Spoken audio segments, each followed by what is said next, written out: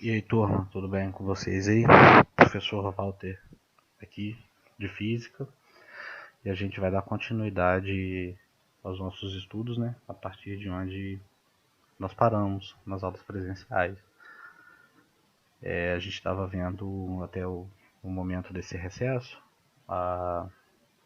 o estudo do movimento do uniforme variado, ok? Então a gente vai ver hoje que o movimento vertical ele é um caso do movimento uniforme variado. E qual a característica do movimento uniforme variado? É a presença da aceleração, da mudança de velocidade. Então o movimento vertical, nele está presente essa linha de estudo, certo? Por exemplo, para explicar esse caso aqui, eu coloquei essa imagem de duas bolinhas caindo da mesma altura, elas com massas diferentes.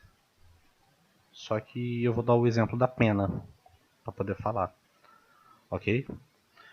Então olha só, se a gente largar uma pena e uma pedra de uma mesma altura, o que a gente observa?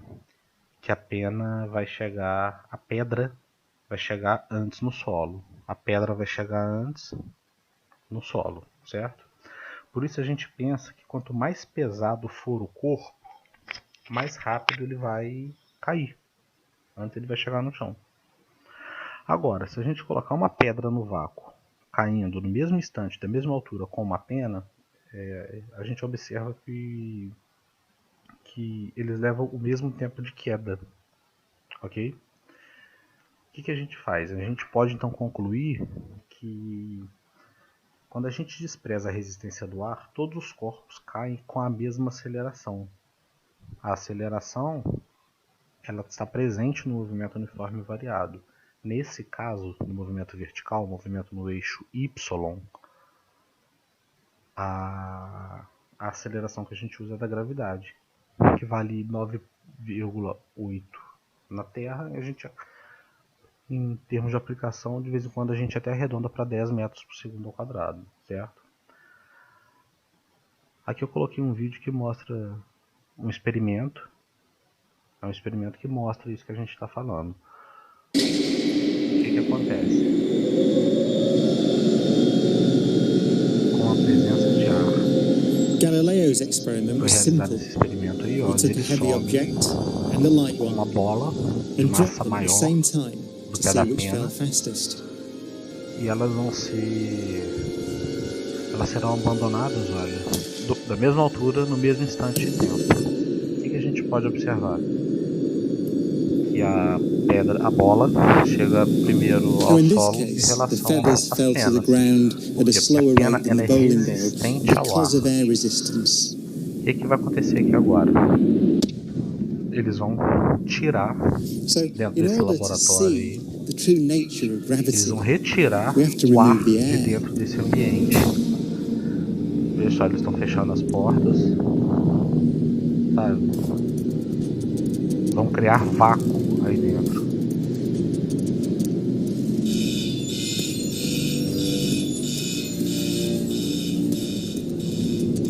It takes 3 hours to pump out the 800,000 cubic feet of air from the chamber. We dropped 2 millitorr in the last 30 minutes. Fecharam tudo. But once it's complete, there's a near Agora perfect estão criando vacuum inside. vácuo dentro dessa 6104 manual, 10% open. desse Station local 1, aí. go for drop. PCB 30-1, pressure set point at 240 psi. We are go for drop. Eles vão fazer o mesmo procedimento, vão abandonar tanto a bola quanto a pena da mesma altura, no mesmo instante de tempo. Quando não se tem vácuo, é o que a gente falou anteriormente. À medida que o tempo passa, elas se encontram na mesma altura, ou seja, elas caem juntas. O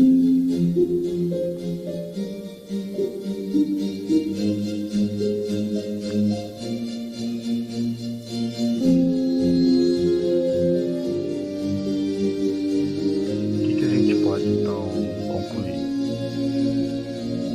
Se a gente desprezar a resistência do ar, os corpos eles vão cair com a mesma aceleração. Nesse caso a gente chama de aceleração da gravidade. Nas aulas anteriores nós conhecemos o que? As funções que regem, né, o lançamento vertical, certo? Nesse caso aqui as expressões elas são as mesmas, certo? Onde v é minha velocidade final, v0 é minha velocidade inicial, ambas são dadas em metros por segundo no Sistema Internacional de Unidades. A nossa distância, que a gente chamava de ΔS, a variação de distância. Nesse caso agora, como o movimento é vertical, a gente chama de altura, certo? Também dada em metros. E a nossa aceleração, que era o termo que estava, por exemplo, nessa função aqui, ela estava acompanhando o tempo, agora a gente vai passar a chamar ela de gravidade, de aceleração da gravidade, ok? Então a gravidade é a nossa aceleração, o que mudou foi isso. A gravidade passou a ser a aceleração, até porque nunca deixou de ser. A gravidade é uma aceleração da gravidade. Meu ΔS passou a ser a altura. E o restante das funções são as mesmas, certo? E o tempo é dado em segundos. Agora, se a gente prestar atenção, agora tem esse mais e menos. Ele indicava para a gente, quando dava uma aceleração negativa, que o corpo estava sendo desacelerado. Nesse caso aqui, o que acontece? Quando ele define se você vai usar o mais ou menos, é o sentido do movimento. Se o movimento ele é vertical para cima, a gravidade é negativa, porque ele perde velocidade até atingir a altura, o que a gente chama ali de altura máxima, certo? Quando um corpo, quando o lançamento é vertical para baixo ou movimento de queda livre, a gravidade é positiva, porque à medida que um corpo cai, a sua velocidade aumenta. Portanto, a gravidade ela é negativa. Ela é positiva, certo? Então vamos lá.